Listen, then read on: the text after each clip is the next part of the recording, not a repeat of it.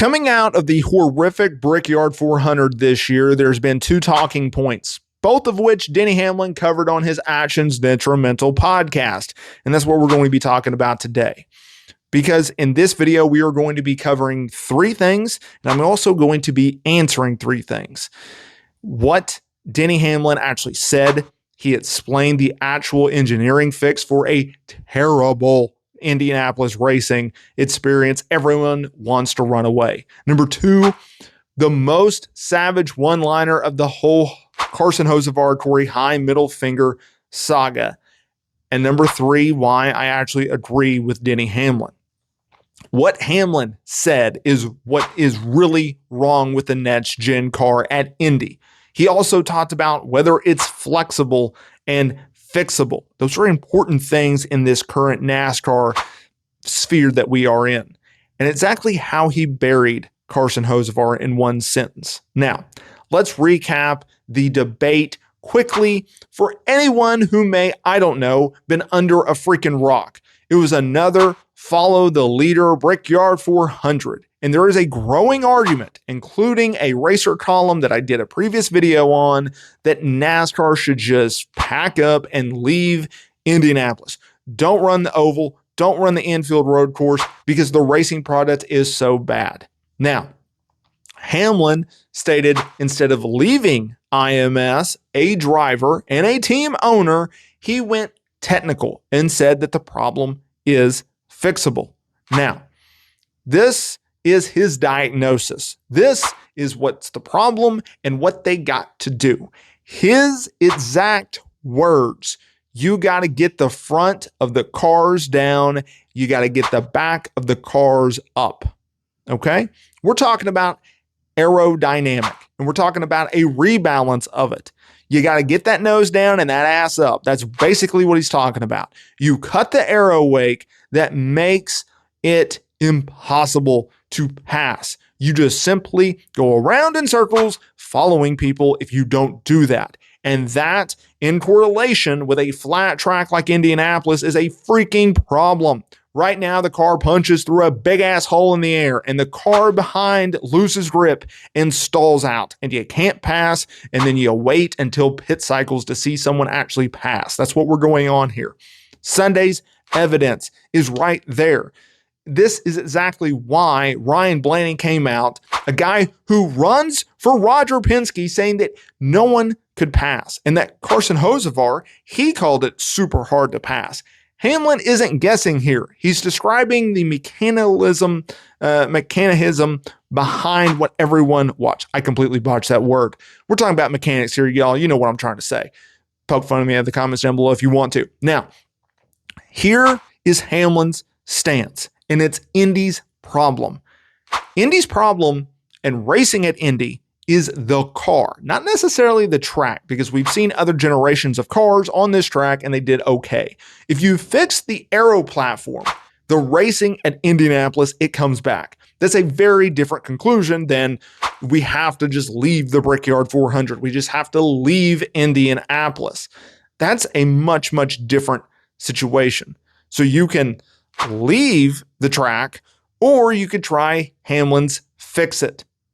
That is a argument. That is a conversation. And that is a decision that NASCAR is going to have to make.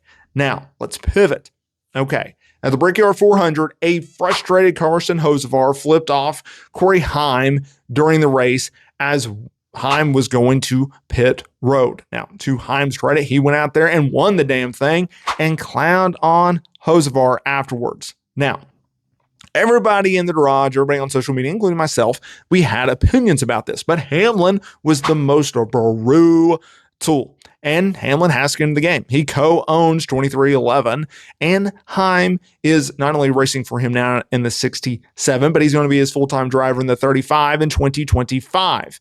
And this is what Hamlin's savage burn was all about. He said Hocevar was just waving to his daddy on his way by, adding that Heim owns him. That is amazing. That is what we need more of in this sport. Calling Heim Hocevar's daddy flips the whole gesture around. Hamlin is stating the facts that the middle finger was just really Hocevar acknowledging the guy who beats him, the guy that owns him. This is great because it adds more dynamics to this awesome feud. Hamlin, he's not a natural observer. Heim is his guy, and Heim just won the race and just won him the Brickyard 400. And Hamlin has every reason and every right to spike the football. It's an owner backing his driver with a smile. That's what's so great about this. Now, going into this podcast, Hamlin showed both sides of what makes him compelling. The sharp, technical mind of a driver and an owner who actually knows how to fix the racing and be fearless, just absolutely needling a competitor who will bury a rival for fun. This is what you have to do. This is what makes NASCAR so great. And this is why you have to enjoy the feud with Carson Hocevar and the feud with Corey Heim. And now you have the very technical guy in Corey Heim and the very outspoken guy in Carson Hocevar. They're going at it. And now you have Denny Hamlin, who is an established veteran, who everyone respects, going out there and giving his opinions on this feud. And he adds his own star power to this feud. That's what makes so great. That's what increases the talk of this, because the Corey Heim, Carson Hocevar feud, it's not going anywhere, y'all. This is going to be something that is talked about for years and years and years. This is not their first incident. It won't be their last incident. And it helps the sport. The sport it grew because of strong personalities and strong moments and memorable moments of tempers flaring.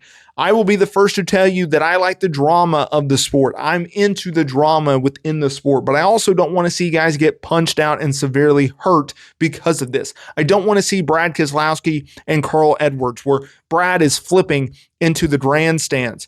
I don't want to see, Carl getting airborne, right? Like, we don't want to see these things. We don't want to see, I think it was a gateway crash. We don't want to see that. I don't want to see that, but I do want to see pop shots being taken out. I do want to see guys getting taken out, spinning into the fence. I want to see those moments. And Corey Heim and Carson Hocevar are not afraid to go to those places. They are not afraid to give us what we want. We want this. So let's just have it. Let me know in the comments here below. What do you guys think about Denny Hamlin's comments? And I will see y'all in the next video.